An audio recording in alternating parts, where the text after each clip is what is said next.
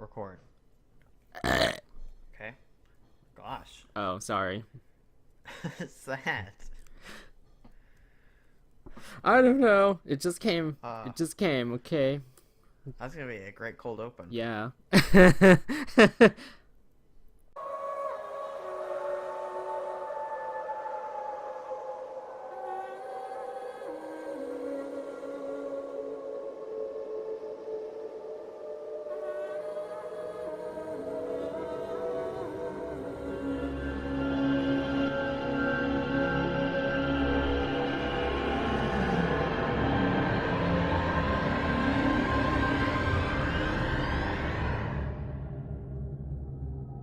Welcome in the guests to our spectacular, spooky Halloween episode of Drawn to Games. Woo! It's very spooky. As all, Spookier than Jonathan's face. That's pretty spooky. as always, we are your hosts. I'm Jonathan, the drawn in the from the. Yeah. I'm sorry, it's hard. It's hard to say anything when you're trying to I'm concentrate. Jordan. I play video games most of the time, or Reddit, or YouTube. You play Reddit and One of the YouTube. threes. Well, I don't know. Reddit's kind of gotten weird lately. Huh? I don't know. I feel like it's becoming too much like Facebook. There's so many like dumb jokes and stuff like that. Well, isn't What's- the internet just one big dumb joke? I guess. I think Reddit's just getting worse and worse. But maybe it's just always been bad, and I just haven't noticed. The only way we'll be able to communicate how we're feeling is through memes. I mean, we already do that now, but it'll just become the main mode of communication. I think we could slow down a little bit. Too many memes is bad for the brain, right?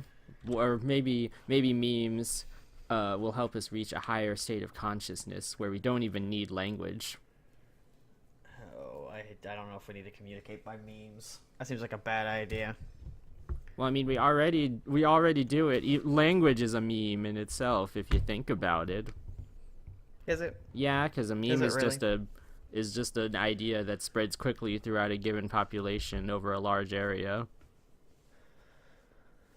Oh boy. Anyways, today I'm playing Fear 2. We did Fear 1 last time, so we're gonna finish up. We're not gonna do Fear 3, but I'll talk about it. I played it a while ago. Not this year, but stay tuned next year when. No Fear 3 next year. Oh. I'm gonna talk about it now, but it's not very good. It's not very I'll good. just say that. That's all you need to know. Are you having a good Halloween, Jordan? I'm always having a good Halloween, you know? Yeah. Did you do anything spooky the past few days? I don't know if I'd say that. I've been listening to some scary music on Spotify, if that counts. Oh yeah, your horror playlist. That's right. There's some good ones. Someone made like a playlist and it's just like I don't know, like horror sounds and stuff. It's pretty good. You know, you're so unassuming. I wouldn't think you. If I just walked up to you on the street and didn't know anything about you, I wouldn't think that. Yeah, that guy's into horror games. Yeah, but I'm not really a big fan of Halloween. It's kind of the opposite in that regard, which is kind of odd. Wait, really? No, I like Christmas. But you already knew that. Oh, then why are we even doing a Halloween episode? We should have just done a Christmas episode. Well, I like horror stuff. I just don't like Halloween. Oh, but I feel like those are inextricably tied together. Yeah, now? What, Halloween and horror? Yeah. Not necessarily. Not in my opinion. In my opinion, is the only opinion that matters, as everyone knows. Maybe if you dressed more goth, then in more black and like wear eyeliner, then I would be like, yeah, he likes horror. I'm not going to do that, but thanks for the advice. Oh, I'm I don't know why people there's like a lot of people I know who like horror, but they don't ever look goth. So maybe it's just horror is a shared experience for everyone. Sorry for all you goths out there.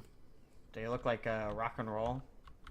rock and roll? You mean like Kiss rock and roll or like Elvis That's why I rock really and like roll? Halloween. That looks like they listen to a lot of metal music. Yes, yes. They have like long hair and stuff like that. They like zombies and stuff. Oh yeah, but like there's mild-mannered people who like metal too. Just look at Retsuko.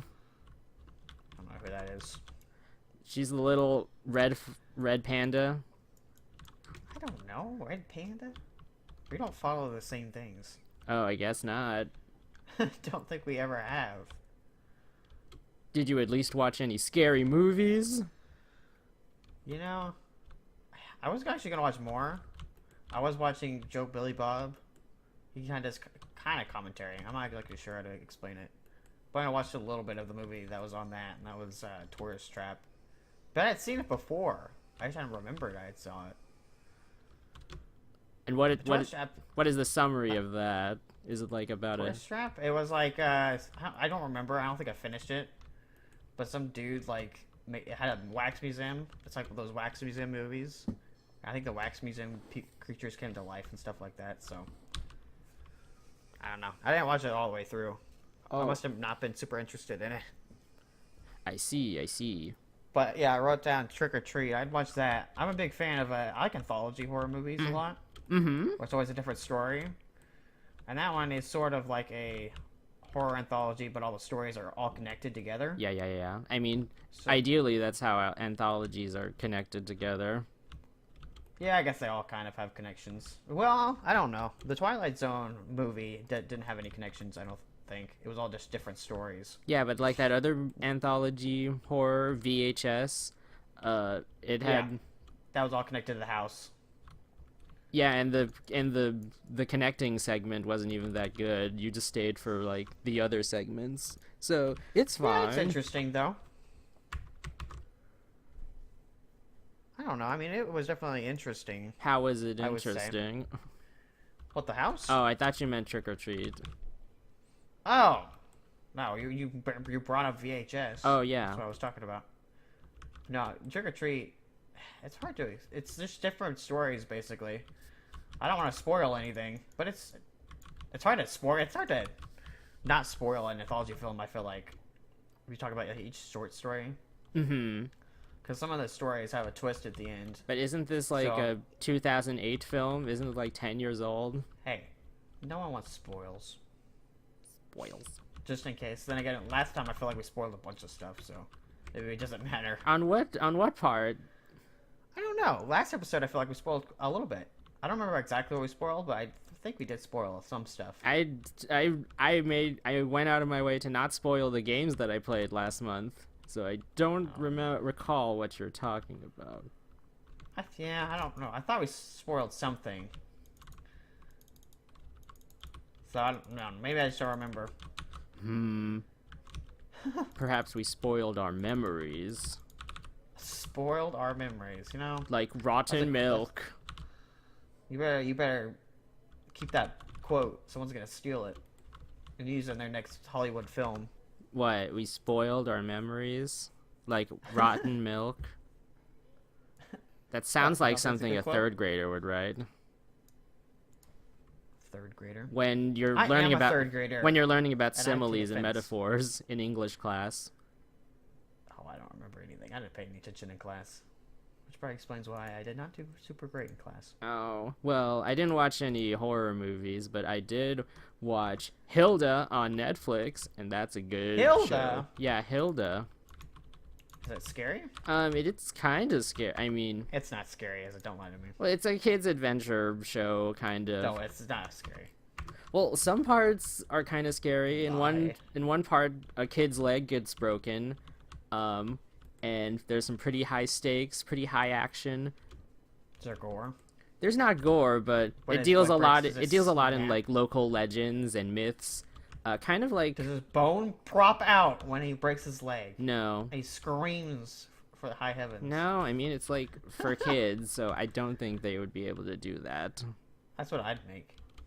I want kids to be traumatized by the movie. I don't want them to enjoy it. What you gotta give kids nice stuff. You gotta give them the trick while they're little kids, and then you give treats. You give them treats when they're still kids, and then you give them tricks whenever they grow up. Oh.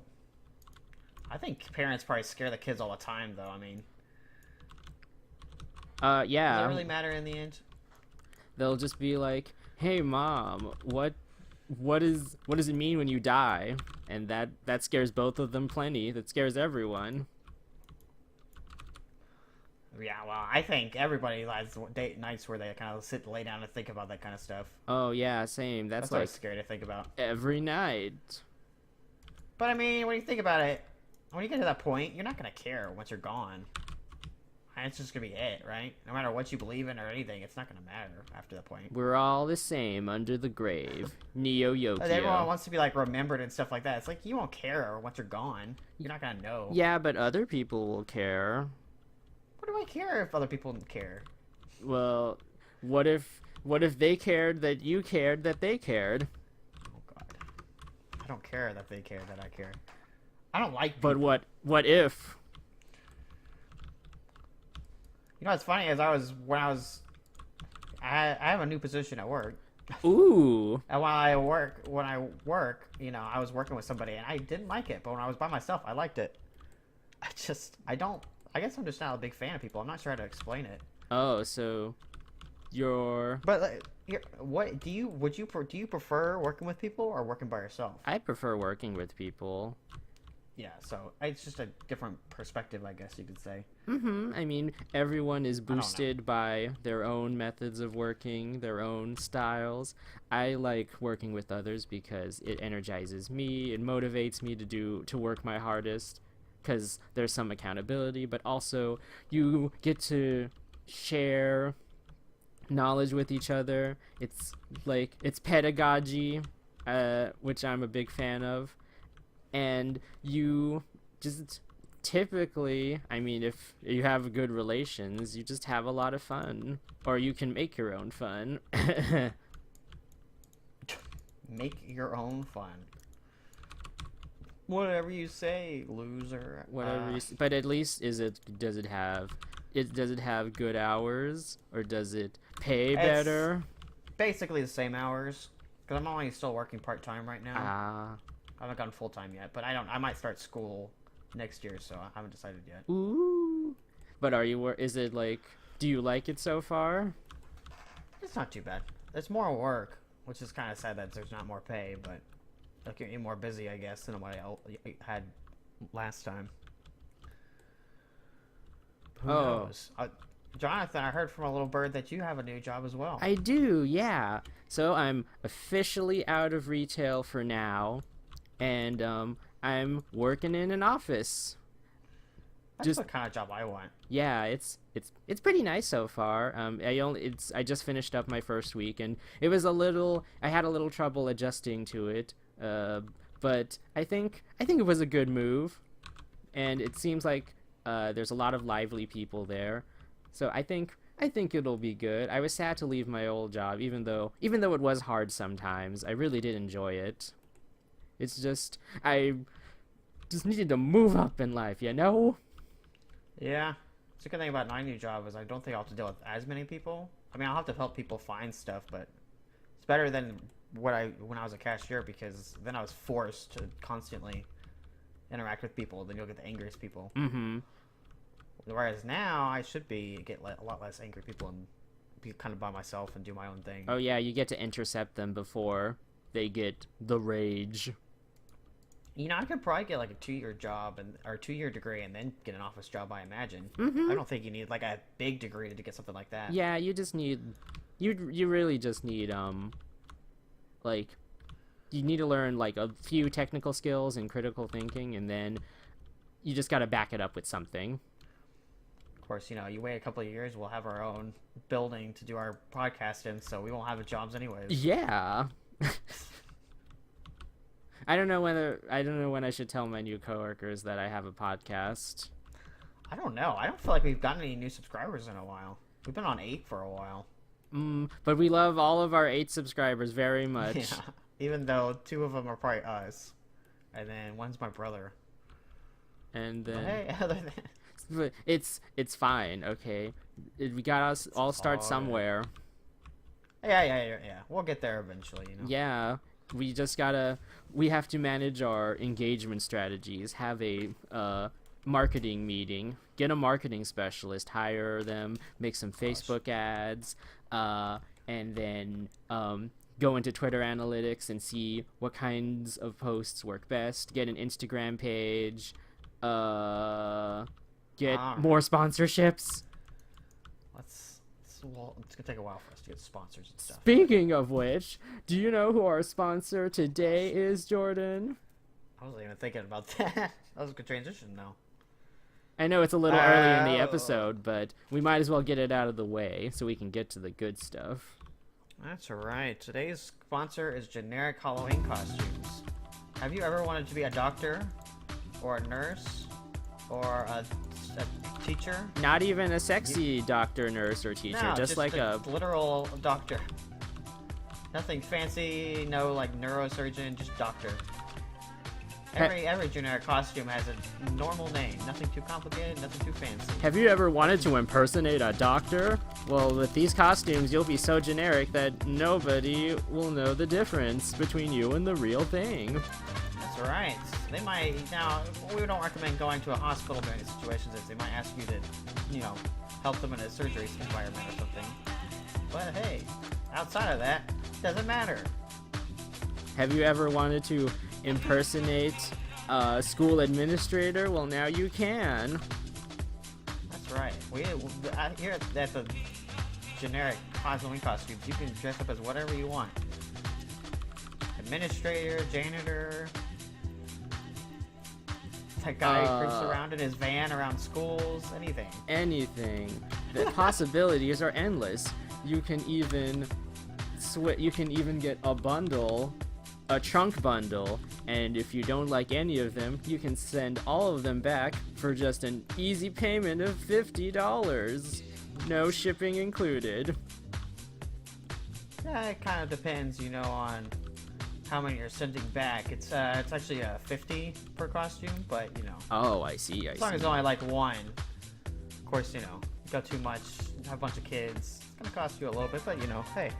You can go online to generichalloweenstore.net.org and use our coupon code DRAWNING, and that's right, for minus 30% off your first box.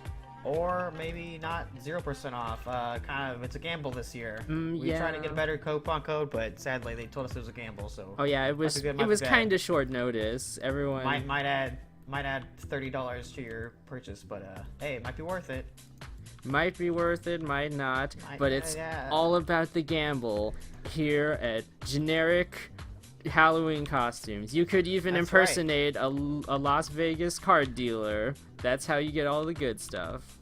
That's right, and you better use a coupon code because we get money from it. If you don't do it, you might as well unsubscribe and leave their content now.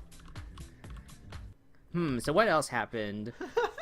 Oh yeah, so I actually this is a big moment, so drum roll please. I drum roll. Have acquired a Nintendo Switch. What? Yep, that's right. Don't ask me how I got it, but I got it, so now I can play all of the hottest new Nintendo games. And it's real nice being in the loop. I still got to get your friend code, Jordan. I don't even know if my Switch works. I even tried to turn it on. Oh, why do you even have one? Why didn't you just give it to me? You already yelled at me about it. I know. I thought it's just a funny thing to say. Oh. I don't know. I don't know why I got one. That's what's funny. I'm not even a big Nintendo fan. Well, whenever Animal Crossing comes out, or Smash Ultimate, we should play together. I don't know. It's be expensive. $60. How much was Red Dead Redemption 2? Yeah, but I want to play that. I don't necessarily want to play Smash. Oh yeah. Ask your brother. Other special things. I hear someone had a birthday. Who? Who had a birthday? It's you, silly. Hey, that's right. And now I'm 24 years old. Wow. What are you gonna do now? I don't know yet. 24. There's not much going on. I mean, you're beyond anything at this point. It's not like anything special comes at a certain age. The only positive thing now is in 2 years, I can't be on my family insurance anymore. Yeah. Then I get to add that to another bill. Well, maybe by then you'll rise up the ranks and you'll just get benefits with your job. That's why I'm trying to start a new school career so I can try and get into an office or something. Yeah, but did you at years. least buy any special birthday gifts? Not yet. I'm planning on getting some open back headphones. I'm kind of waiting for that. What's wrong with your headphones you have now? I just want some open back headphones. I don't know what that means. I don't want to try to explain it. I didn't think you would. Oh, okay. Just 2 different headphones, basically. Different variety. Other than that, nothing too crazy on my birthday. It's worked, basically. Oh. As always. Yeah. I did something exciting. So the new office I'm working at is having, like, a trick or treat for all of the office kids. And they're having a Halloween decorating contest for each hallway, but my floor is doing it they're doing a whole floor thing, so all the hallways are teaming up together in order to defeat all of the other hallways and floors in the building. And so it's going to be a Mario Kart themed decorating style, so they asked everyone to try and get, like, a Mario costume thrown together. And I made a Chain Chomp costume. Wow, I'll have to throw some pictures up there to show everybody. Yeah, I'll just put them right here, and here, and here. You don't even have a camera. You can't point at anything. Well, I'm saying here. I'm just giving you an audio point so it can be, like, more interactive in post-production. More interactive. Yeah. I do all the work. Don't try to pretend you do work. What? Oh, we're not gonna get into this right now. We do have new GIFs, and that is Jonathan's work. We're definitely getting better on that kind of stuff. Yeah. You did a really good job on the thumbnail, the Halloween thumbnail. I really liked it. Thank you. You're welcome. Finally, some appreciation.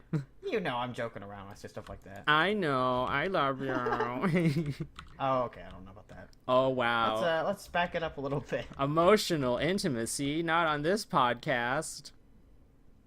Yeah. Okay, so I guess we'll just cut right to the chase then. What's happening in the Gameoverse? Well, on the Gameoverse, first of all, we have Black Ops 4 that has been released. I didn't even realize that this came out. This is the first time a Call of Duty I did not care about any of these games. That's just because there's no story. I guess what I usually play them for is the campaign. I've enjoyed the campaigns. The Black Ops 3 was a little iffy. But there's none on this one. And I don't care about Battle Royale, so I have no purpose to buy this. Really? You played Black Ops for the story? Yeah. Well, I enjoyed the multiplayer as well. I play with bots and stuff like that. And, at this point, I don't care about zombies anymore as well. So I really have no reason to play this anymore. What about the shooty guys and the guns? And I don't think that the double XP whenever you buy soda at the store. We might as well do a rant on freaking loot boxes since we're talking about Call of Duty. They're so stupid that they not only do they have a $50 season pass, they also have loot boxes. And remember, this game costs $60. I mean, how selfish can you be? And Activision's got to be making a bunch of money off this stuff anyways. Yeah, I mean, well, with most video games, I've heard that they really, putting them out there, it really doesn't give, just putting it out there, and it doesn't really make, a good return, so that's... No, I think someone already defended the fact that it does give you good money, and it's just them making a bullshit lie. Well, I mean, I was thinking about games like Bloodborne, or, smaller titles, yeah. Where it's because they're not gonna be big. Yeah, it's not gonna be as big as, the things that are already working. So that's why... It just shows you that they don't even have loot boxes in that kind of game. Yeah. And it's not necessary. And is the Stop putting loot boxes in your $60 game and a season pass. Like, if we just had the season pass, I'd be like, okay, you know, it's one thing to save up a little bit of extra money. Even though, even EA kind of had their free maps, even though they made it to where it was impossible to level up in Battlefront 2. So EA is not getting any better either, I guess. Mm-hmm. Yeah, I think Super Bunny Hop, actually, that's a YouTube channel. I think he actually did, like, a good report. He also did a video on how Telltale went bankrupt in almost, like, a month, which is also pretty interesting, regarding, like, last episode's topics. And, yeah, I think loot boxes are a little iffy. They're still considered to be gambling, and it's real money sink, let me tell you that. As someone who has played gacha games, where loot boxes originated from. Oh yeah, you had a bad week, what was it, 2 episodes ago? With that one game that had a bunch of loot boxes in it? Yes. Which game was it? I can't remember. I think it was... No, it wasn't... Oh, yeah, it was Peggle. It was Peggle 2. It was like Peggle, Peggle Blast. And it wasn't really loot boxes, but it was, well, loot boxes imply that there's something that you want, but you don't know what it is, so it's like spinning a slot machine. With Peggle, it was, you know what you're getting, but you don't know if it's going to be relevant to you at that exact moment. So with... Yeah, basically it just makes you waste a bunch of money and slows down your progress, kind of. Well, yeah, so especially with that game, because... Sometimes you could complete a level with the help of a power-up or one of those loot boxes, but not always. So it was just like a chance you could, but not always. With other kinds of loot boxes, like within Call of Duty, it has like a set of items or like equipment, I guess. And those can actually help you out, but there's like varying rarities of each of those items, and that's when with gacha games it's like varying rarities of PNGs or JPEGs of anime characters, and so those enhance the game, but and they say like, oh no, you can just play without them, but sometimes people like stuff. That's right. Well, I know one country banned loot boxes and stuff like that. Yeah. Well, which country was it? Or did they make them like, they didn't remove it, but they made you like write it on the box or something, did they? Or did they? No, they completely removed it. Wasn't it? It was either Russia or maybe it was. No, it wasn't France. Or maybe it was Greece. But yeah, some country. A lot of countries do require game developers to list like, yes, this is a loot box, yes, this is gambling, and then some of them also list like make you list the rarity, like the percentages of how likely you are to get this or how unlikely you are to get this. Yeah, I mean that's the problem. I mean, imagine if you had a kid and you don't want them to like gamble and stuff like that, especially at such a young age. You don't have to imagine, it already happens. Oh goodness. Just look at Fortnite. Do they have loot boxes in that game? Yeah, they do. For costumes and dance emotes. If I had a kid, like, I would not put my card on that machine, or it'd be locked off. Oh yeah, that's why you gotta buy Fortnite game cash cards. That's crazy. I would never, like, put my card on like that so my kid could access that kind of stuff. There's no way. I don't know why adults, or, yeah, some parents and stuff like that are just dumb and don't know, like, oh, I'm just gonna have my card on here, and my kid will still might be able to access it. And buy whatever he wants. Well, some people just aren't educated about it. Yeah, I guess it's true. You just gotta watch out, parents. Make sure your kids aren't spending all your money on loot boxes and gambling and stuff like that. This has been a PSA from... Oh, wait. Hi, I'm Jonathan. Millions of Americans, millions of children all over the world are spending your hard-earned money and spending it on dance emotes that were stolen from black people uh, costumes that have What? no bearing on. Why are we bringing racism into this? That's just because Not. it's true though. Anyways, Racist. what were they saying? Oh yeah, but there is hope. Just call the number 1-800-DRN. 1-800-DRN. DRNTG. TGMLN. I don't know what that means. Sponsored by generic Halloween costumes. Generic Halloween. Yes, let's bring it into this. That's Do you been think they want us to be in this conversation? This has been a PSA. Okay. Anyways. What else happened? Something. There's a beyond lot of what? releases actually happened this month. It was pretty Oh, exciting. yeah, we got into like Black Ops 4. Oh yeah, we're talking about loot boxes. I forgot where we were at. Anyways, yes, there was lots of releases. Well, the Fallout 76 beta, Fallout 76 is coming out next November 15th, I think, or something like that. And I've been watching some gameplay from the beta. I decided not to play it. The guy and I, we might play it. We're going to see some reviews, and we might end up playing it. So, we might have some impressions. You might not. We'll see how Whomst? it does. Whomst? Whomst what? Did you say you were gonna review it with someone? Well, no. Jeremy. Oh, okay. But I won't review it with him. He doesn't want to be on the podcast, but I see. we'll play it. And then I'll give my thoughts on it. We're going to play some Red Dead multiplayer when that comes out. Weirdly enough, it's been delayed. Ah.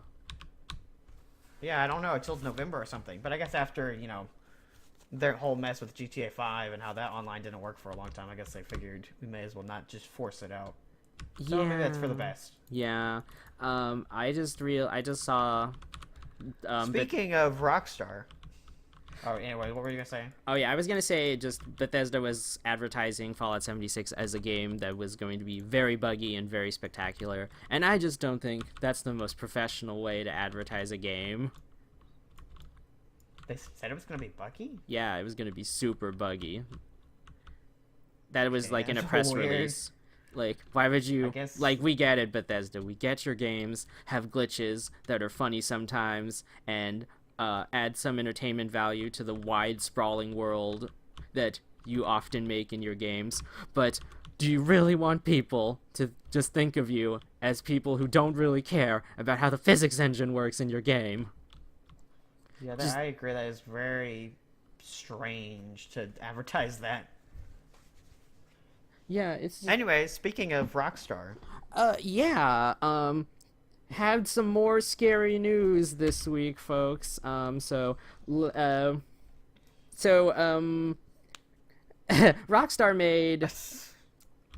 made like a comment where they said our employees make 100-hour work weeks, and everyone's eyes just sort of bulged out of their head, and they were like, they do what now? And so Rockstar is under fire just because of how they treat their employees. Kotaku did this really in-depth investigative report about Rockstar Games' crunch culture, and it's real bad, y'all. Well, it seems like a lot of game companies are doing pretty crappy with their employees. Like Konami was bad, and then Telltale screwed everybody over, so... Yeah, it's just some of the things that, I guess just because they want to make a product, and it doesn't matter how many eggs they got to break to make to it. Because some of the employees were, like, exhausted. There's a couple of head execs at Rockstar who are just apparently notorious for making last-minute changes, just really arbitrary things. And, they said, okay, I think that they said the cutscenes would look a lot better if there were just, like, black bars on the side, so it gives it a cinematic look. But you can't just, like, make that happen magically. You have to, like, change the camera angles. That's, like, weeks worth of work to do something like that. And there's other things, too. I'll probably give a link down to, like, the different sources we're referencing in the show notes. But some people have come forward and talked about it because, you know, whenever you're talking about a big old game company like Rockstar, you're always going to be worried about your reputation and how it's all about who you know. So if you get in a bad word with one of your former employers, with your new one, then it's going to be extremely hard for you to find work. So it's a culture of silence. That was a little dramatic, but yeah, people, I sort of know what it's like, because that's sort of like how it is with art. It's all about who you know, and it's about networking, and just one bad review can cause you to just not have a job, and especially in a volatile work industry like the games industry, sometimes it's just better to keep your mouth shut for your own safety. Some people were like on contracts and they just got pushed off due to reasons. And oh, get this, even if you don't like stay on the game project until the very end, you don't even get your name on the credits. Not even if you like worked really hard on something. It's crazy.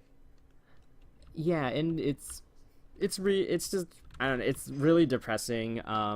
And the Rockstar has said that they don't necessarily advocate 100-hour work weeks, but it seems like they strongly advise you to work that amount.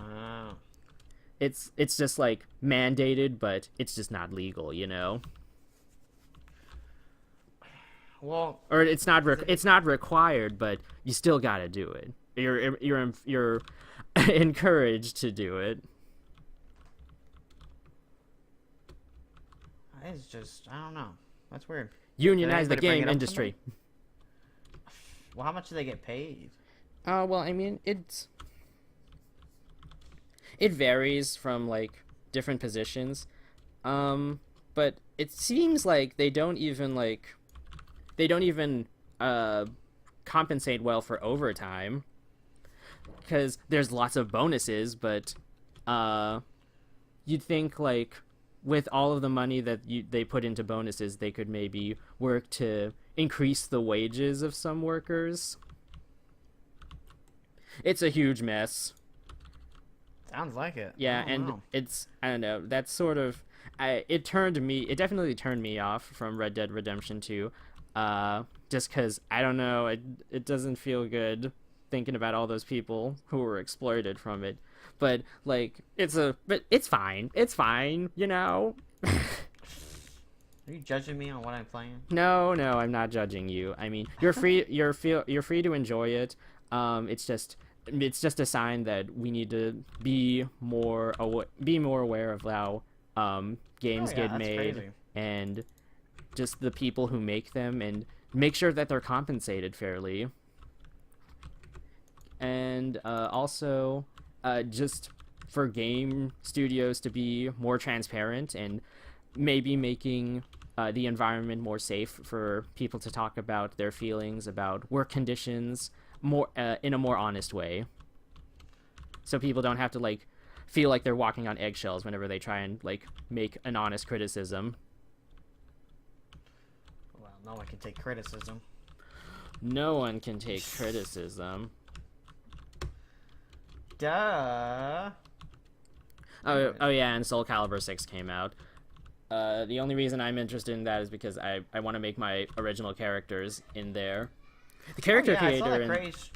I saw that on the Reddit, and there's a lot of stuff you can do on that. Yeah, it's real in depth, and then you can make them fight each other.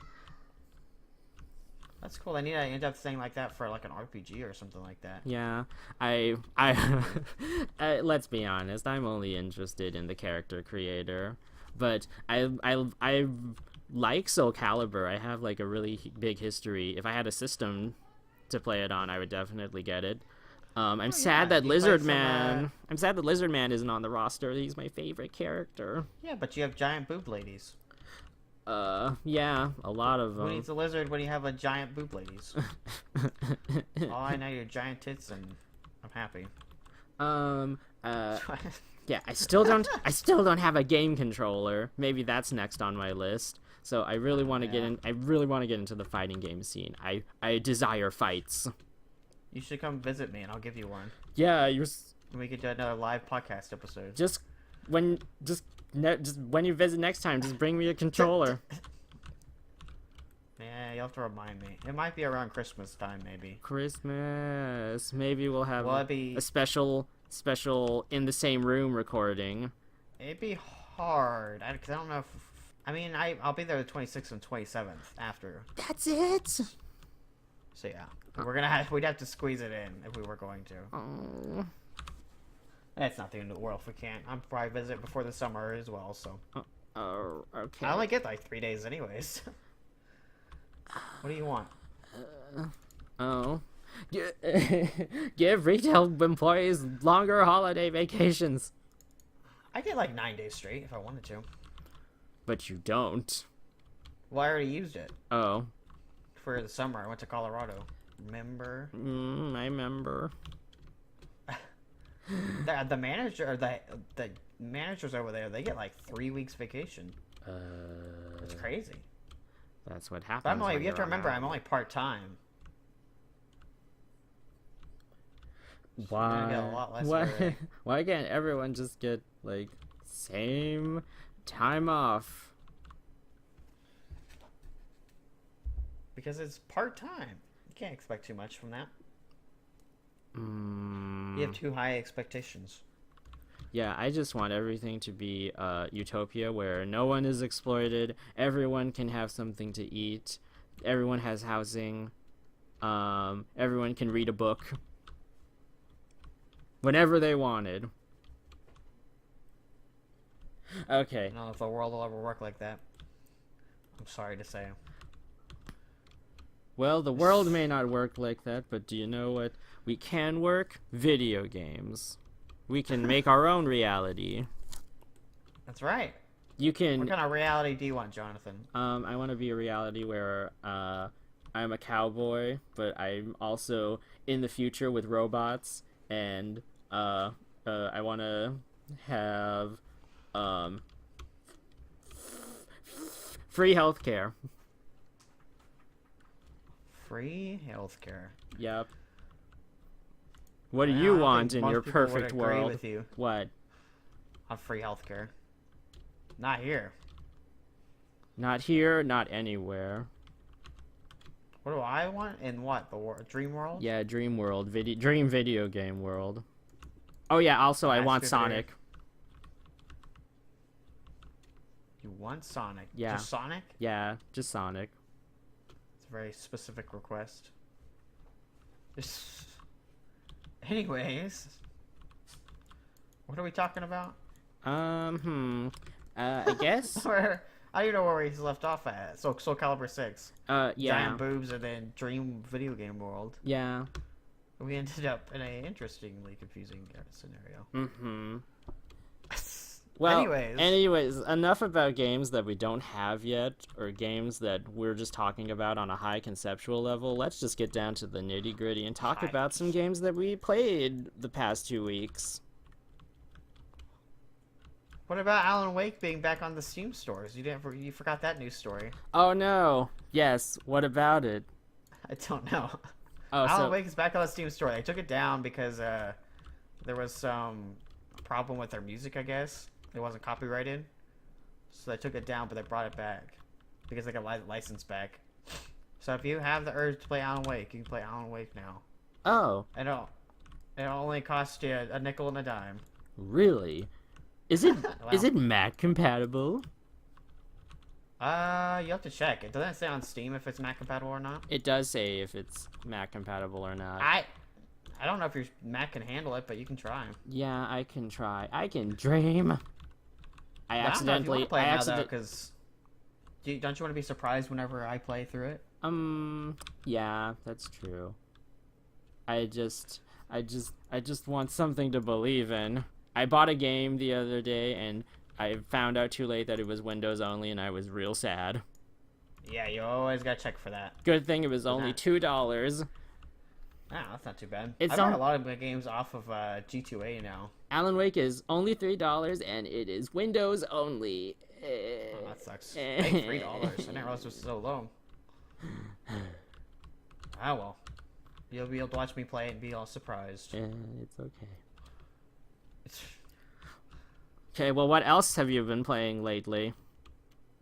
What have I been playing? Well, I actually played with Jeremy. We played Resident Evil 5 all the way through. Yeah. Main game, DLC, all that shenanigans. I guess you guys didn't make a Let's Play, did you? No. I could have streamed it, but You could. yeah, I don't think he likes to be on camera very much. He doesn't have to be on camera. His voice will be on audio, but no cameras.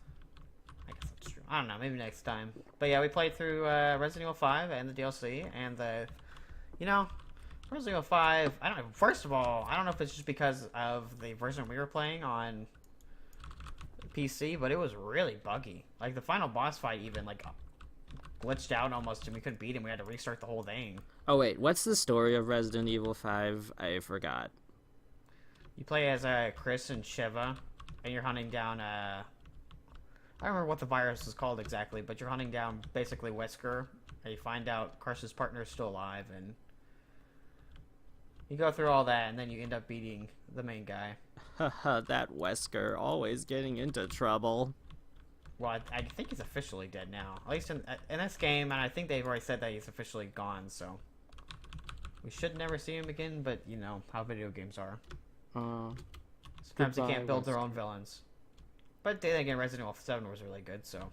So would the co-op campaign be the same as the single player campaign? Basically, if you play single player, it's just an AI controlling it, and if you play multiplayer, obviously the other person plays as Sheva or Chris. But one thing that's annoying is if you play as Sheva, you are forced to be left-handed, so you have to. It's kind of weird.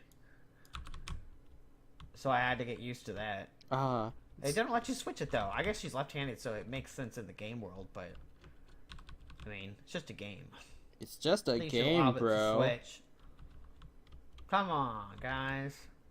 It doesn't matter now since I got used to it, but whatever. complain. But how does it stack up to like? They replace a lot of the puzzles with just combat, which does kind of suck. So there's a lack of puzzles, and it's way more action focused, which is definitely disappointing. But the combat's it's fun. I mean, I don't know. The game's not super hard. I found some of the weapons are maybe a little overpowered, like the Magnum and stuff like that.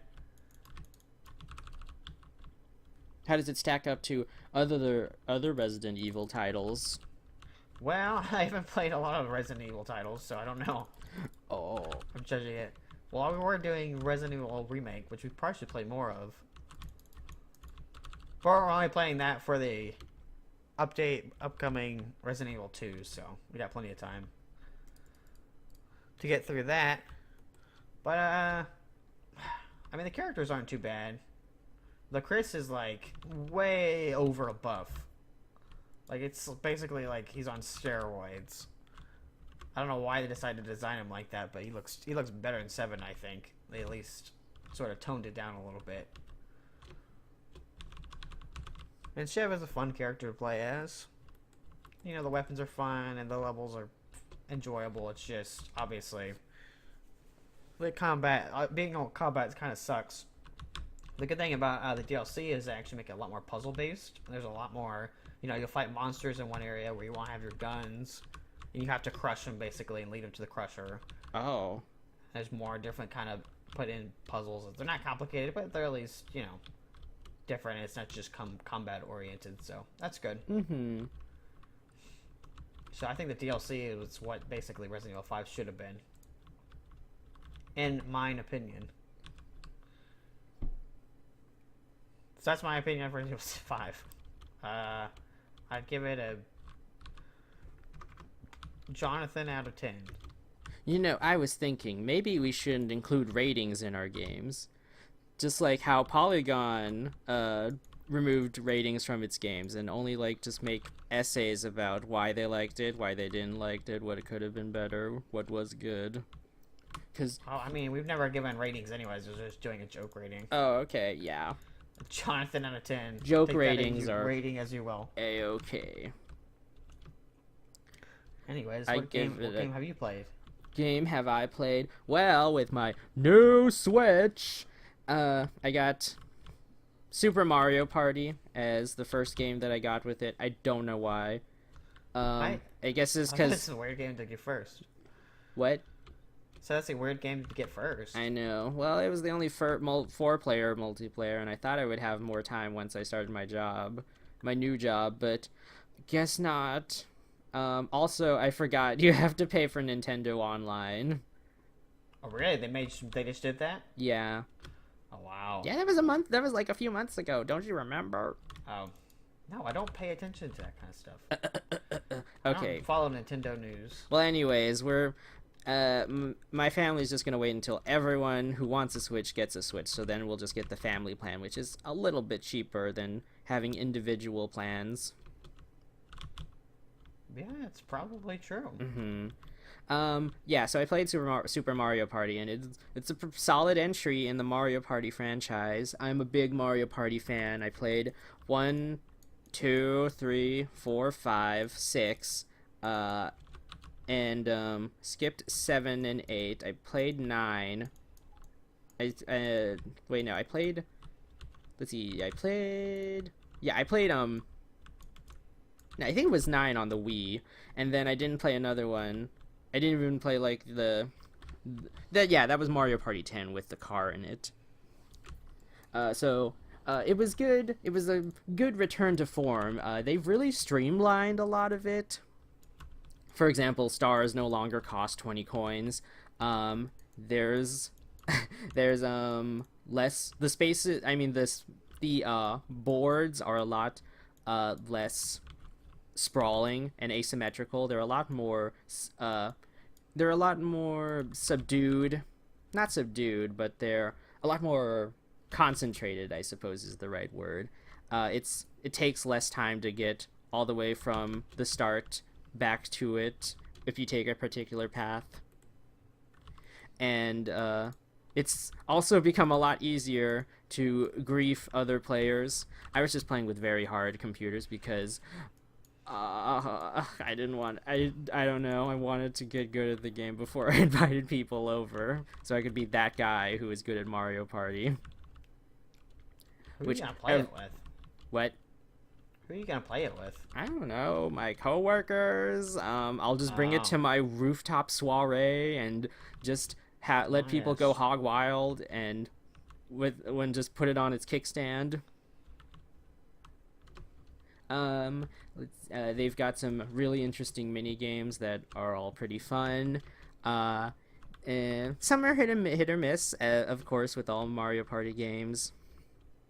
I really like the one where I think Lakitu, or no, it's like a Koopa is taking photos around a stage, and you have to be in the center of the stage, or you have to be in the center of the photo to get the most points. And in order to do that, you have to like slap other players. So I was playing as Yoshi, and I got to slap Wario in the face and have it be on camera, and it was the most hilarious thing I had experienced in a while. Oh, goodness. I never really played a Mario Party. No? I think I played one at your house a long time ago. We should play... I didn't like it very much. No, well, you're not supposed to like it. It's an agonizing experience, a slow burn into hell. Okay. Into the deepest parts of human psyche. My goodness, I don't know about that. Hey, this is a Halloween episode. You should have known things were gonna get dark. Get spooky up in here. Yep. There's nothing spookier than Jonathan. There's nothing spookier than stealing a star from someone in Mario Party at the very last turn and watching the fireworks. Oh boy. Yeah, I really like Mario Party. I'm excited to play it with actual people instead of computers because like I said, I desire fights. What else did you play, Jordan? What else did I play? Yeah. Well, beyond that, I actually just started Red Dead Redemption 2, as we were talking about it before. And I mean, I've only played like 2 hours, so I can't give like a big opinion. But 2 hours worth, I think I've gotten a pretty decent amount of opinions of it. It's got really nice, I would say right off the bat, it's got really nice animation.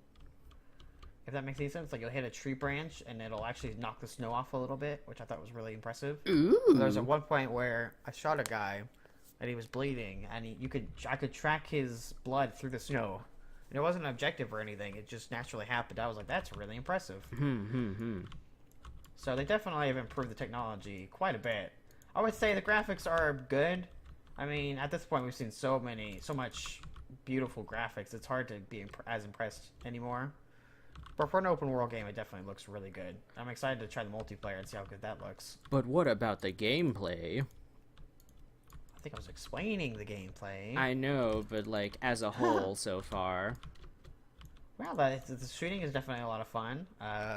Guns have a little more realism. Like, I was shooting a guy, he was pretty far away with a revolver. I shot him 6 times, he didn't die.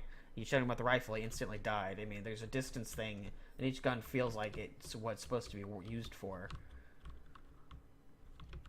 So that's definitely a good positive. It's definitely a very improved version of the first game, which was already really good. And now it's just really, really good. Are you able to go into saloons and spit your tobacco into the spittoon? Gosh, is that a pun I hear? That's not a pun. It's more like just a alliteration. I don't know. You can go into saloons. The town I'm in right now has 2 saloons. And I've done a bounty right now. I did that. That was fun. And then as soon as you walk into the saloon, someone inexplicably stands up and says, "This town ain't big enough for the 2 of us." And then a gunfire starts. Did you burp again? Yeah, sorry. What's going on? It's it's like what is it? It's like that movie where the thing comes out of the stomach and the alien, yeah. Yeah, the alien. Yeah, it was just causing so much carbonation inside of the guy. He just couldn't stop burping. Oh, man. This is the Wild West. I don't know why you're so bothered about me relieving some gastric acid. Anyways, the game is definitely a lot of fun. I'm excited to play more. I mean, I have it turned on right now on my PS4. I'm going to probably play more once I get off. Though sadly, I do have to get up at 6 in the morning, so... Is the story compelling? Are the characters more memorable this time around? It's fun. We've already run into John Marston. I don't know who that is. He's from the first game. He's the main character from the first game. I see.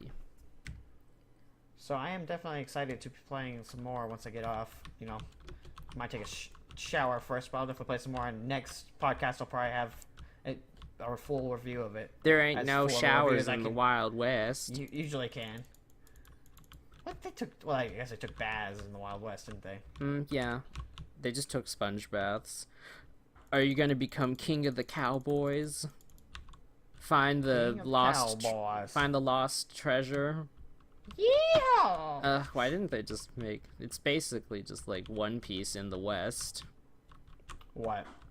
Red Dead Redemption. How's that? I don't know. Do you even know what you're talking about, boy? No, I ain't know nothing. One cool thing is that if you wear like a long coat and it's hot, you'll actually start losing health. Losing health. Or your health core will go down, as it's called. So it's all really cool. You can do a lot more customization. In the original, you couldn't even customize your boots or hat or anything. Your boots. So that's really cool. It's just overall much more profound, much better game, I think. But the first game was good too, so I don't know. I don't even know what I'm saying anymore. I want to be a cowboy, baby. I want to be a cowboy, baby. What are you even singing? Oh my... You don't know that Vine? No, I don't watch Vines. Vine's dead. It's all about TikTok now, right? Oh, I don't understand. I don't understand. You don't have to make your own content. Now you can just steal somebody else's stuff and then use that for your own stuff. I mean, you did that with Vine, too. I guess that's true. But it's It's just just it seems so intrusive now with Vines. Like there was like a format you could follow, or like not anymore. now it's just like all over the place. Too much appropriation for my tastes. Well, you know what they say. What do they say? I don't know. What do they say? They say I'm playing Dust and Elysian Tale on the Switch. Okay. Really? How's that? Yeah, it's real fun. It's my own Is that action furry RPG. game? Yeah, it is the furry game. Oh.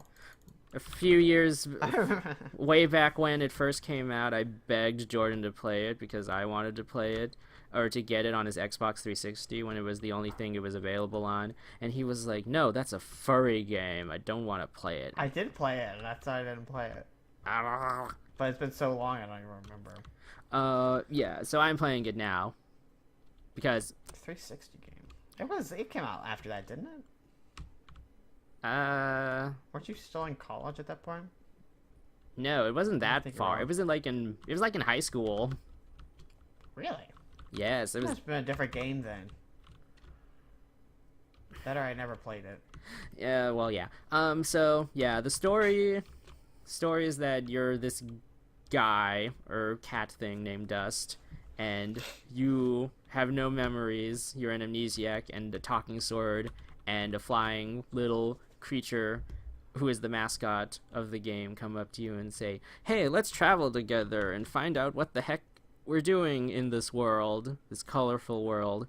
And so you do that, and the game is about just that, about Dust trying to find his lost memories, why he's here, as he's saving the country, the place, the fantasy world from destruction, from like random monsters and genocidal warmongers. And combat's really fun. You get to it's like the sword, his name is Dust, and you get to control this attack called the Dust Storm, where you swing your sword around so fast that you create air currents and damage your opponents, and then you get to fly across the screen. You go whoosh, whoosh, whoosh, whoosh, whoosh. Am I allowed to make love to animals? No, there's no romance mechanic in this game, unfortunately. Bring that cheetah tang over here. The what? Tang, I guess a thing. What was I saying? Oh yeah, there's a lot of side quests. That it doesn't feel pertinent. I mean, all of the side quests are pretty. They're fun. They're achievable. You don't have to go on. There's only like one fetch quest, a series of fetch quests from one character, so you know what to expect. So not every quest is a fetch quest, and they do a bunch of cool things with the platforming and the exploration that just make it really fun to move around the world. The movement in this game is really great.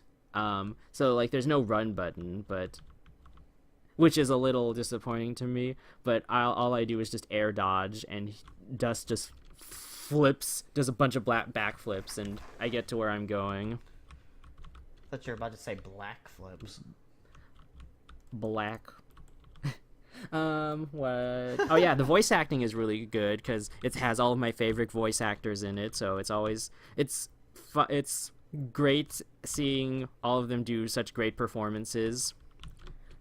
Because pretty much all of the lines are voice acted, so it's like watching an animated movie, a Don Bluth movie almost. If Don Bluth was like more into fantasy instead of just talking animals in the real world. Don Bluth. What did he make? He made like Secret of Nim, Thumbelina, I think, Fievel, an American Tale, all of the Rockadoodle, all of those talking animal cartoons that made people like say, "Oh hey, I'm a furry now." I don't know. I think everyone has had a moment like that. I'm sorry. Oh, I mean, well, some people, you know. Emma Watson thinks Robin Hood is hot. Which Robin Hood? The Fox Robin Hood from Disney's Robin Hood. Is that what she said? That's what she said. Well, maybe she's crazy now. Just like who wrote the books? The what books? The Harry Potter books. Oh, J.K. Rowling? Oh, yeah, maybe. Yeah, I don't know. She's gone crazy too. Who knows, really? Well, she's like, hasn't she been like trying to change her characters and stuff like that? Yeah, that's what I talked about last week. I mean, last episode. You did? Yeah, we talked about the snake lady. Oh, well. We gotta have a little continuity between our podcasts, No Jordan. continuity. What's going on? I drink myself away and I forget everything. Uh, I don't remember what happens in that last week, let alone last episode. oh gracious. Yeah, so highly recommend Dust. It's a great game so far. I think I'm like it's been about my game counter says that I've been playing for 6 hours and I'm about 50% of the way through. So it's not a super long game, but it is a very polished experience. So I'm looking forward to reaching the end of it. Wow, great game review, Jonathan. Well, it was more like a dabble of a game review. Dibble dabble. Yeah. Dibble Diggle, dabble daggle, diggle, do. daggle. Dippy dip flip. Dippy dip flip. You know, sometimes do you ever wonder sometimes what you're saying? No. I guess we both say random things, so who am I questioning? Are you having fun playing F.E.A.R 2, Jordan? I know, right? I can hear Sometimes your my little brain- clicks in the background. I know. I think I need to get a different keyboard for Or- recording because my freaking keys go crazy. Why not just play it on a controller? Isn't it a little quieter? This game is not compatible with the controller, Ha! so who knows? Some Nah, games don't do that. nah. A lot of games I'm playing on here don't have controller support, so I'm just stuck with what you got. That's so weird. I would have thought that every game had controller support. I mean, you can get a program to set all that up, I guess. There's about to be a new controller I'm gonna get that can let you customize anything, basically. But I pre-Indiegogo'd it, so who knows when it's coming. I don't usually Indiegogo stuff, but I had a gift card and I used it on that. That was like 3 years ago, so. Oh, I didn't know there was like a gift card for Indiegogo or Kickstarter campaigns. We just use like a regular card. Oh, I see. Um, Anyways, yes, alongside F.E.A.R, let's talk about the first 3 F.E.A.R games. Yeah. All I know about F.E.A.R is that there is a girl named Alma, and she is the mastermind behind everything, and it's Well, highly paramilitary. It's a high paramilitary force who need to go in and stop all of the weird things that is happening. There was a lot of geometric distortions in the first game that made it really popular, and it's like one of those action horror games. The second game has as well. I would say both of them equally have a same amount of like action and kind of random scary sections. Didn't they have the mannequin scene in like the first one? I don't remember. Or I might be thinking about another horror game entirely. Condemned had a mannequin scene. Condemned, that's what it was. That was a good Yeah. horror game. Well, anyways, that's all I know about F.E.A.R. What's your experience with the series? Well, the first one I played, I think I rented it somewhere. I rented that game. It had the collection on it. I think I bought it and it had all 3 and then all the DLC. I've actually never played through the DLCs, but I know I played through the first game. And it was pretty good. Enjoyable story. You're chasing after a guy named Paxton Fettel, and he does control like a bunch of guys in suits and stuff like that. That's essentially the first game, and each game has sections where you'll run into Alma for some reason. You just have this images and stuff like that. You might go into a different world and fight ghosts or some monsters and stuff like that. How do you fight first ghosts game with a is- gun? I don't know. Don't ask me. The first game kind of. Oh, now I've lost my train of thought. You got me distracted. Oh, I'm sorry. Oh, well, I don't even remember what I was gonna say. Basically, those monsters. You have slow-mo. The first game is known well for its AI of its enemies. People have said that it's some of the best AI in video games. How so? Just because, like, the attack Just because they take patterns? cover, they'll tell you they'll tell their friends where you're at. Like they'll say he's behind the bookshelf, he's behind the desk, all that kind of stuff. So it's very impressive compared to F.E.A.R 2, where the AI is kind of basic. I mean, they'll take cover and stuff like that. But it's not, they don't yell at you or yell where you are or anything like that, so it's more basic, I guess, in the first game, essentially. They don't shout words of affirmation to their teammates to encourage them. No, I don't think any game's ever done that. Oh, they should do that. I want I want a game where it's like you have actual empathy for the people that you're fighting, or like the things that you're fighting. So like if you kill one of them, they're just gonna be like, they just they like scream in agony. Gosh, I don't know if that's necessary. Especially as they're military, I don't think they'll do anything like that. They're two manly men. When you're a manly man, you don't scream for agony. Yeah, you do. Screaming is universal. It's a universal experience. You're a man. Don't scream like a little bitch. That sounds like toxic masculinity to me. Anyways, don't tell me about my masculinity when you were talking about racism earlier. Well, they're very pertinent topics. Whatever you say, I was just trying to Captain. I was just trying to spice things up. Spice this up. Were you gonna do something? I feel like that was. There was nothing. Oh, I see. I should have brought some spices and threw it all over my floor. Comedy. Anyways, put in some oregano. Okay, well, is that all you have to say about F.E.A.R? But I didn't even barely talked about it. I know, but it was unclear whether you had finished your thought or not.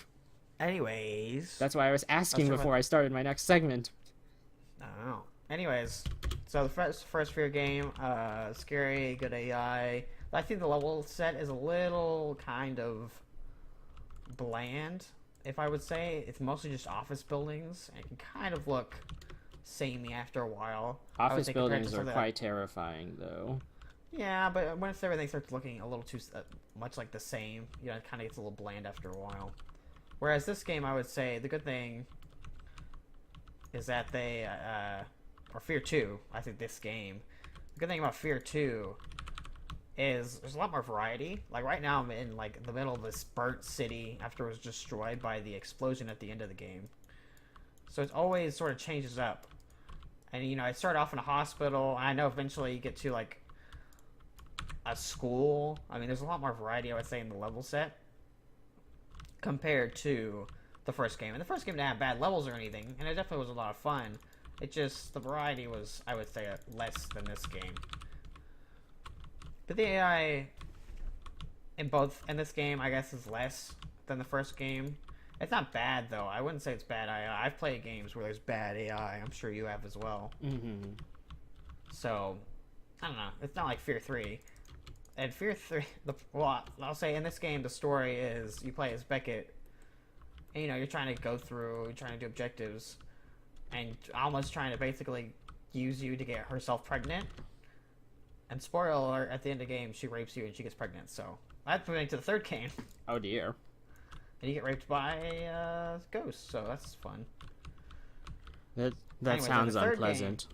Yeah, well, in the third game, it just god awful. The AI is terrible.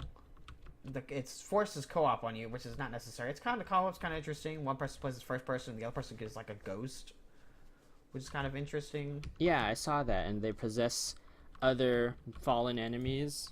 Yeah, and the one problem I would say is that it basically turns into Point Man again, because basically you're just taking over people and shooting still. So in the end, does it really matter that much? Probably not. For immersion, for what's it called? For narrative reasons. And what's funny is that in F.E.A.R 3, in all these games, you don't see Point Man, you don't see Beckett or anything. It's all sort of, you don't know who's who. In that game, they just show you Beckett and they show you Point Man. They don't care. They all have faces now for some reason. So it's story's crap.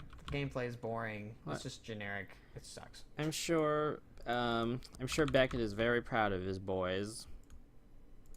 Oh, well, now she only have one kid? I don't know. I don't think they're ever going to make another one of these, probably. Not never. Never, ever again. Anyways, that's my opinion on those three games. Okay. So, well, since this is a special Halloween episode, I thought we could talk about one of the staples of, of terror, the creepypasta and the fanfic. Staple of terror. Yeah. I did some more horrifying than others. Yup. It's a real mixed bag. Creepy. Have you ever seen the joke about the phone? What? I've never heard. Someone had like a really bad one. Creepypasta was like, and it was phone or something like that. And if you read the comments, they'll have like joke around. No. All I know is man hand car hooked car door. Oh yeah. It's always funny with bad English. It's just terrible. Well written anyways, and it's just all garbage. Yeah. It's the best. So you had written down Candle Cove. Did you want to say something about that? You can do yours first. Oh well, I'm actually planning on reading an excerpt from my selection. Excerpt. Did you get a good excerpt out of it? Yeah, I did get a good excerpt. Perfect excerpt. Well, the Candy Cove is basically, it's like a forum post, and they're talking about an old show they used to saw as a kid called Candy Cove, and it was about like a pirate and a live ship and everything. Honestly, I'd recommend reading because I don't want to tell you what the end of it is, because the twist is really good. But also, this is like a 10-year-old creepypasta. It's a classic. Wow. Oh, you've already read it? Yeah, I've read it. Oh, okay. I just thought you hadn't read it yet. That's why I didn't want to spoil it or anything. No, there's even a TV show about it. It's a YouTube show on it, right? Oh yeah, and it's made by the cartoonist Chris Straub, if you're wondering. Yeah, I guess we could say the twist at the end is that it turns out it never or static or something, and it was no one knows exactly what it was. Mm-hmm. And that's what makes it like a good creepypasta. It's like it makes you go like, oh, and it feels real because it's like a forum post or something. It's just people talking about what they saw as a kid. Yeah, it's immersive in the format. And so, yeah, I really enjoyed that one. Yeah. So I have not actually picked a creepypasta, but I did pick a fan fiction that was particularly creepy. So okay, yeah, so yeah, sorry, I just I looked at the first sentence and I was just like, Do you not want to read it? No, I do want to read it. I've committed myself to this, so it's gonna happen. This bit? Yeah, this bit. I've committed to this bit. Okay, so I was on Wattpad for the first time a few days ago, and I was looking. I was just doing the usual, just looking at just searching up my usual keywords. So I was looking for Sonic fanfics on Wattpad to see how they stacked up against fanfics that were on Archive of Our Own and fanfiction.net, because Wattpad is fairly new, so I've never really entered its domain before. And so I come across one of the top results for Sonic, I'm Not a Pokemon by the bookworm Maddie. And it said, so the summary says, Dr. Eggman has been searching far and wide, trying to find a way to get rid of Sonic once and for all. When he comes across the world of Pokemon, the Doctor becomes as obsessed as anyone who loves Pokemon, but after a while, he remembers his hedgehog problem. What will his evil scheme be? Will Sonic survive it? Is it possible that Sonic is a Pokemon? God. Yeah, so I thought we could take a little bit of time and read an excerpt from it. So I'm starting from the very middle of the book because this part was just kind of horrifying to me in a weird way. I'll explain after I read it, although you'll probably infer why it's that way once I'm done with it. But so just a brief summary of the events up to this. This is chapter 16, Pokemon Team. Gosh. Yeah, it's 32 chapters long. It's quite lengthy. It's 24,000 words. Jesus. So basically, Eggman is tired of getting beat up by Sonic, and he rants to his therapist robot that he built about it. Okay. Yeah, but then he comes across a parallel dimension, which is the Pokemon world. He talks with Professor Oak. Professor Oak is like, Ooh, there must be incredible Pokemon in that world. And he's like, I'll help you capture these Pokemon. And Eggman is like, oh ho ho ho, thank you. And he gives him a Hypno, which easily defeats Sonic and his friends. And and then Sonic is able to capture. Oh no, Eggman is able to capture Sonic in a Pokeball, and Sonic is just powerless to stop it because, you know how Pokemon and their Pokeballs are.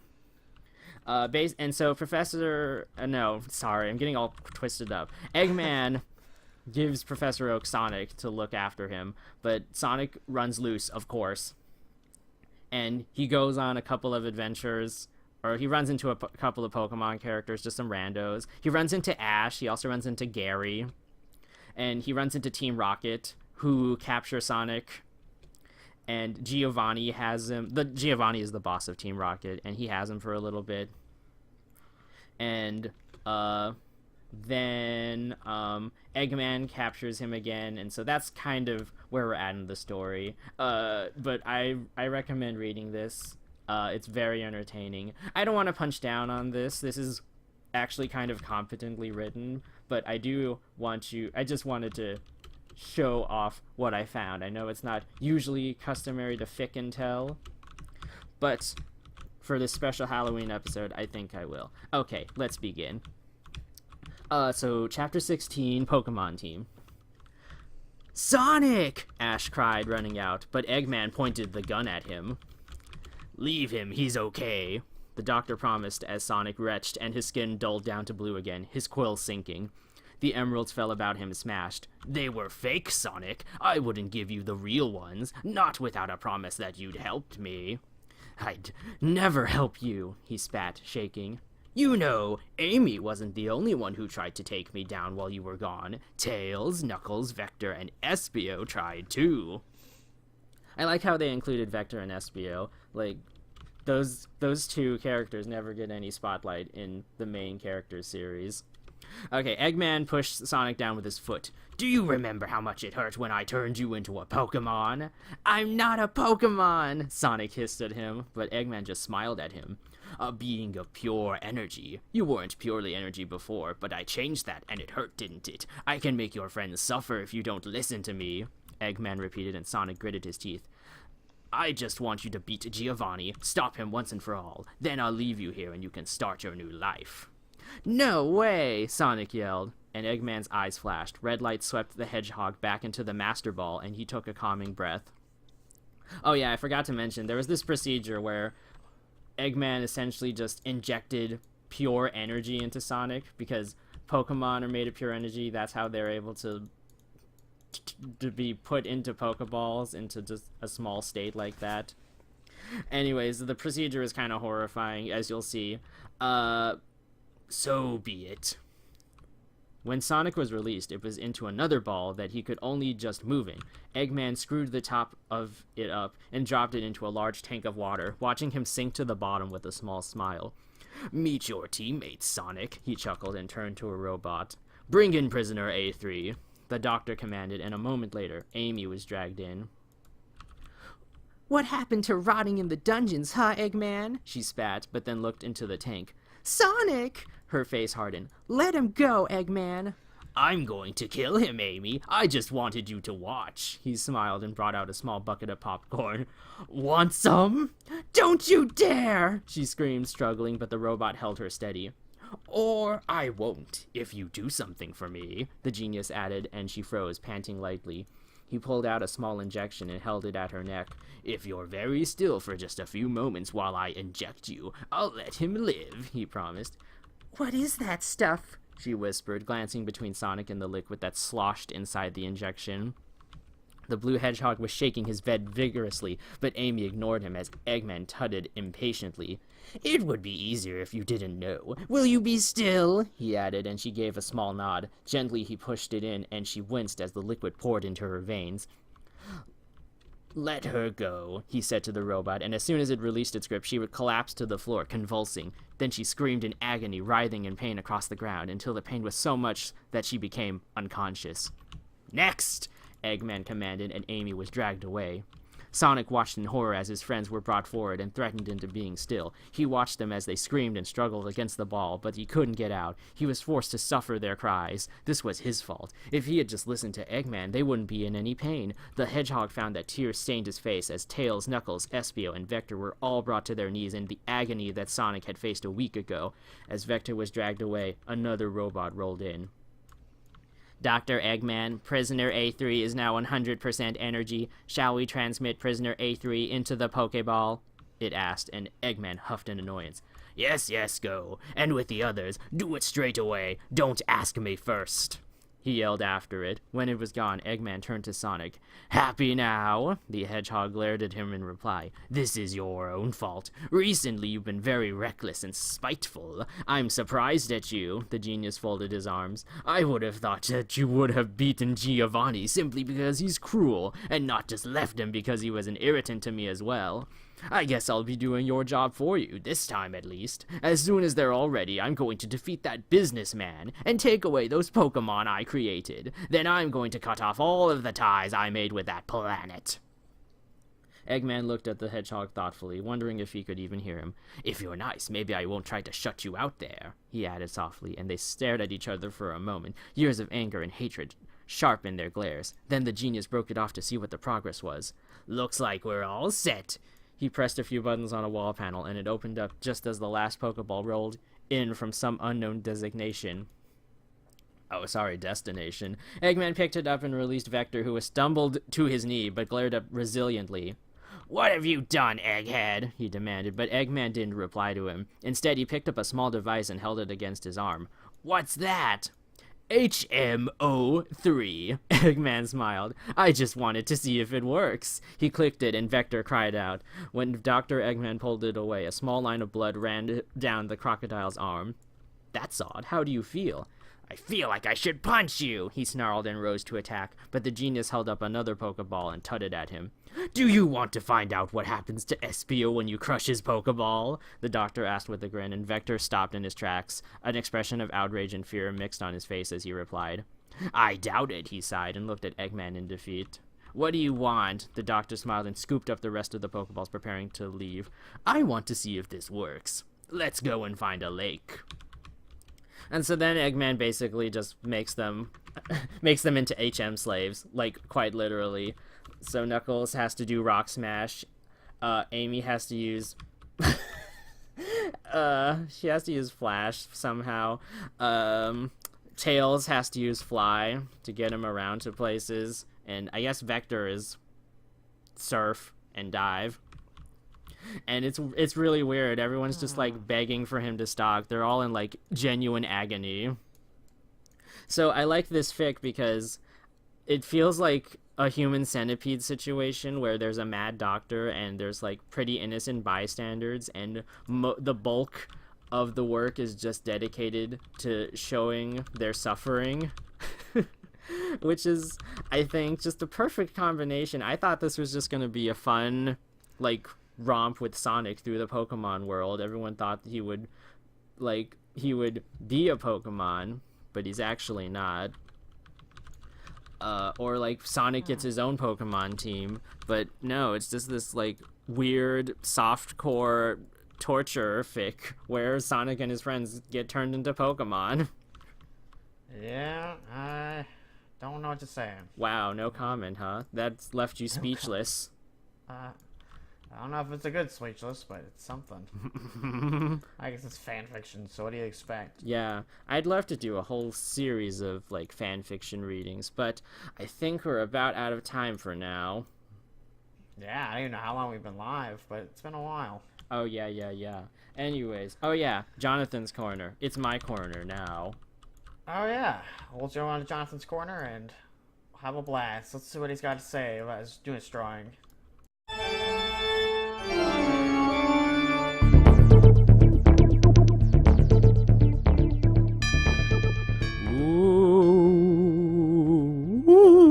Welcome to a spooky segment of Jonathan's Corner. Ooh. So yeah, Jordan explicitly told me to draw something scary for this one, but like, I don't know, making something genuinely upsetting or unsettling isn't really my strong suit. I just fell back on one of my favorite subjects to draw: girls with terrifying auras. And immediately I thought of the classic Japanese girl ghost who has really long hair. You know, the generic kind, obviously. I was talking to one of my friends while I was drawing this piece, and I came up with this story that maybe this character had normal hair at first, but bullies decided to cut it off. But the next morning, it grew back mysteriously, and the next time someone tried to cut it, the hair eats them, and it absorbs the person into it, and it gets even bigger. And then eventually, she just eats her whole school for no reason. I guess because of revenge. You know how that is. That's a mood. So what is it with hair and horror anyway?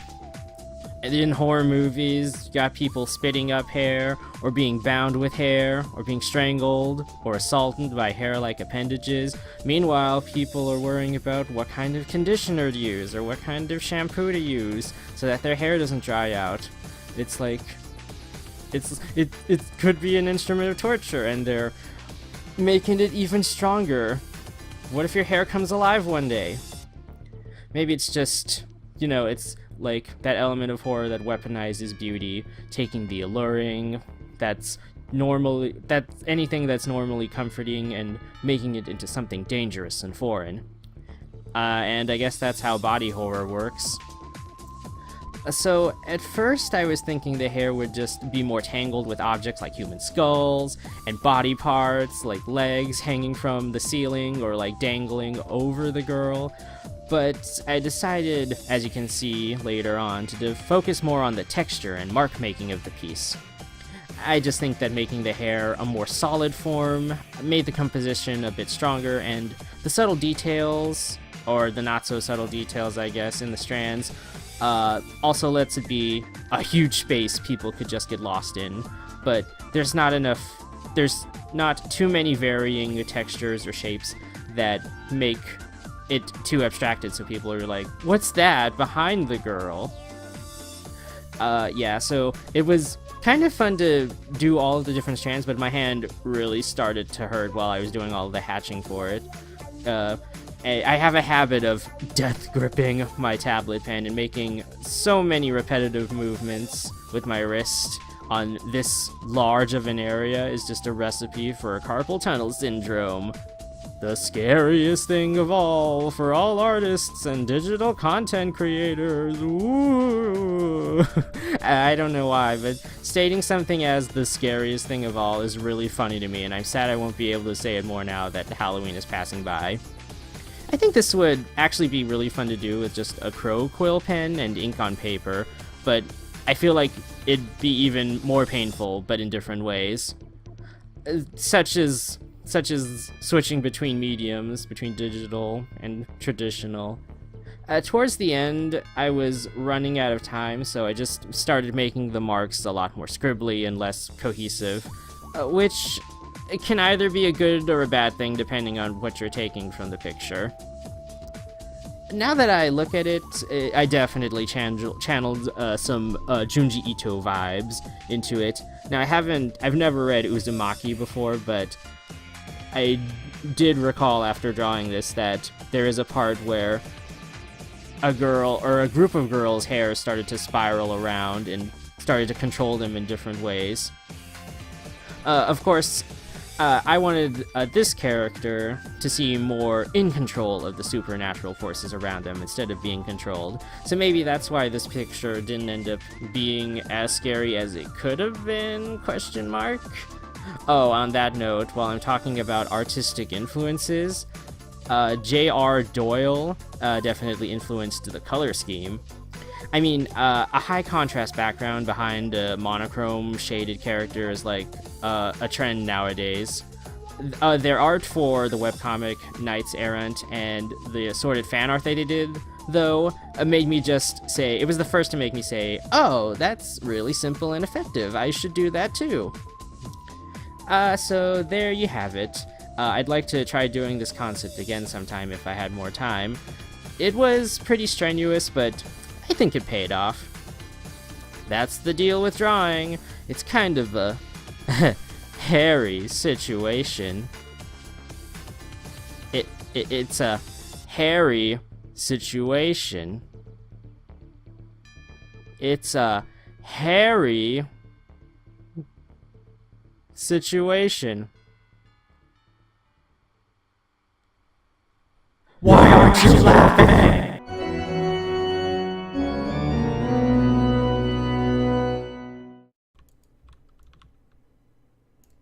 And we're back.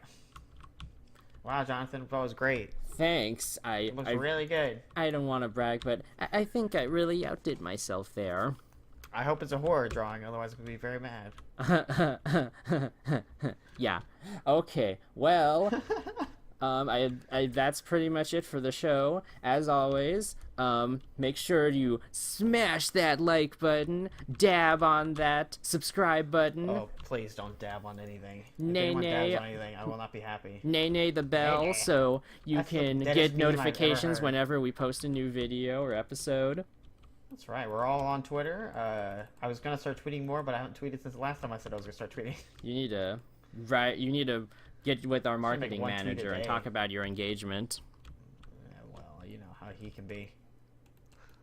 He can be a little iffy sometimes, but, you know, he can only Yes. handle so much. So you can find Jordan at It's Not a Lake 1985, and That's right. you can find me on @JonathanHowYee. How is spelled H-O-U, by the way. It's going to be in the description, so you shouldn't have any problems. And you can also follow the show on Twitter, so you can get notifications on Twitter whenever we post a new video or update or anything fun. It's just going to be at Drawn to Game, singular game, cast on Twitter. You got That's any right, we all questions? have our own Twitters. Yeah, you got any questions or comments? Add us, DM us, shoot us an email at drawntogames, plural games, cast @gmail.com. Send us your creepypastas or fan fictions you want us to highlight on the next show. I don't know if we're going to want fan fictions. Oh, but I want fan fiction. Oh, gosh. Well, make them all about Jonathan, please. Yes, it's all about me. Isn't it a song? I don't know. I mean, that's... That ain't usually Jonathan's theme song. It's... Anyways, that was Drawn to Games. I hope you guys enjoyed. Yeah. We'll see you guys for the special Halloween episode. Make Very sure to spooky. tune in for our next special Thanksgiving episode. That's right. Right on Thanksgiving. Hope you guys have a good day, and we'll talk to you guys later. Bye-bye!